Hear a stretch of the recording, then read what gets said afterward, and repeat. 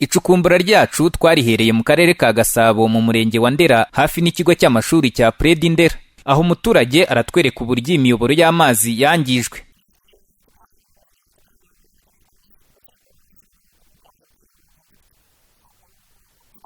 Turaha Ndera twamenye ko no mu murenge wa Bumbogo naho hari amatiyo yibwe. Tuhageze twasanze abaturage bavoma mu buryo amazi atajya kama, nyamara ngo mbere hari ivomo ryiza.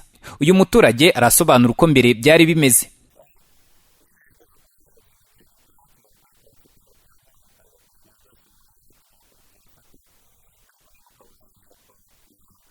Twamenye ko hari umwe mu bahawe akazi ko kuyacukura wakoreshejwe i Bumbogo. Twashakishije nimero ze turamuhamagara, aradusobanurira uko aya matiyo yacukuwe n'uburyo yatwawe. Haji na Pita, irindi zina rye ntago njya mbasha kumenya, ibyo nzi ni Haji, ariko Pita we ni umukozi w'akarere ka Gasabo. Ubwo baraje barayacukura, bazana abakozi barayacukura, kuko no mu bayacukuye nanjye nari ndimo, ni nanjye wayarindaga. Ubwo ibindi byuma za moteri zari mu kazu nabyo barabisohoye barabijyana, ariko nyuma yabwo nza kumva ngo ntago ngo babaga babitumwe. Nyuma yo kumva uyu tubwiye uko amatiyo ya Bumbogo yatwawe, kubona uduha amakuru ku yibwa ry'amatiyo ya Gicumbi ku muyoboro twavuze haruguru wa Nyankenye kugera Zoko byaratugoye. Gusa twaje kumenya ko hari uwahoze ari senateri Jean Baptiste Bizimana wanabaye perezida wa njyanama y'akarere ka Gicumbi. Uyu yigeze gukurikirana iby'iki kibazo. Hari amatiyo yari ahari barayaragiza, ariko ni kera cyane. Wenda ibyo bakubwiraga by'amazi y'Rutare, hari umuyoboro wakozwe n'abazungu b'abataliyani, bigeze aho mbese sinzi ukuntu baje guhindura, noneho baza gushyiraho umuntu witwa Asumani kuyobora iyo miyoboro. Hanyuma ikibazo rero twaje guhura nacyo aho ngaho kuri uwo muyoboro w'Rutare ni uko hari ibyuma ahubwo yagiye akuramo by'amapompe, avuga yuko agiye niba ari kubikoresha neza. Ibyo byuma ntibyagaruka amazi kuva icyo gihe kugeza n'ubu, ntabwo amazi yari yagaruka Rutare, nta n'inyaranga dufite, nta na busa.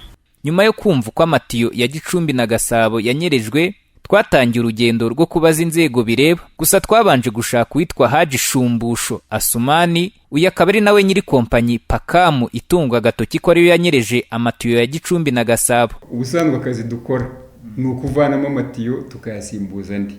Dushobora kubona amatiyo yarapfuye tukayakuramo tukayasimbuza andi. Bumbogo na Ndera nk'uko ubimbajije ni ikibazo cyiza.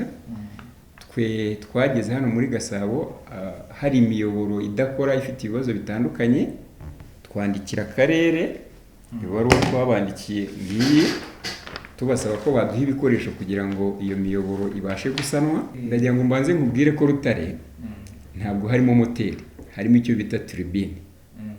Turbine ingana nk'iyi nzu, ni ikintu kinini cyane kizanwa n'imashini nizo zigiterura.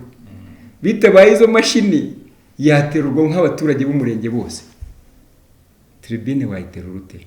Twabajije ikigo gishinzwe amazi, isuku n'isukura WASAC niba rwiyemezamirimo wahawe isoko ryo gucunga amazi ashobora gucukura amatiyo akajya kuyasanisha ahandi, maze mu butumwa bugufi umuyobozi mukuru wa WASAC Aime Muzora yatwoherereje yatubwiye ko muri WASAC ubu buryo bwo gucukura amatiyo uyajyana kuyasanisha ahandi butemewe kandi ko batanabugira. Byabaye ngombwa ko dusubira kubaza Peter ushinzwe ibikorwa remezo by'amazi muri Gasabo. Nkuko twabibabwiye, amazina ye nyakuri ni Jean Pierre Habinshuti. Yatubwiye ko rwiyemezamirimo atemerewe gusana ibikorwa remezo by'amazi birenze 500,000, ngo iyo birenga bikorwa n'akarere.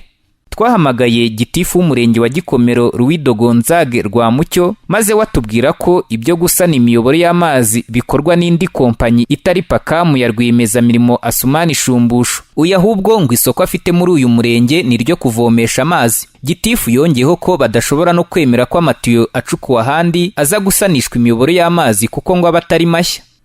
Ntabwo twebwe batuzanira amatiyo yakoze ahandi, gusa wenda ntabwo ndi buvuge igendanye na Bumbogo. Mbere ntabwo ari nayo isana. Abayobozi b'akarere ka Gicumbi bari hubu bo baduhakaniye ko iki kibazo cy'ibwa ry'amatiyo batakizi kuko ari bashya. twamenye ko RIB mu karere ka Gicumbi yakiriye iki kirego. Umuvugizi wa RIB Marie Michel Umuhoza tumubajije yatubwiye ko amakuru bayamenye kandi ko bakomeje iperereza, iki kibazo ngo kikaba kiri gusuzumirwa kuri sitasiyo ya Byumba. Twarayahawe ubu turimo turayasuzuma ariko nta kimwe turageraho twakubwira, gusa amakuru turayafite kandi ibikorwa by'iperereza birakomeje. Iyi yari inkuru y'icukumbura ku kibazo cy'ibwa ry'amatiyo mu karere ka Gasabo no mu karere ka Gicumbi. Nge na Daniel Hakizimana ku bwa Flash TV.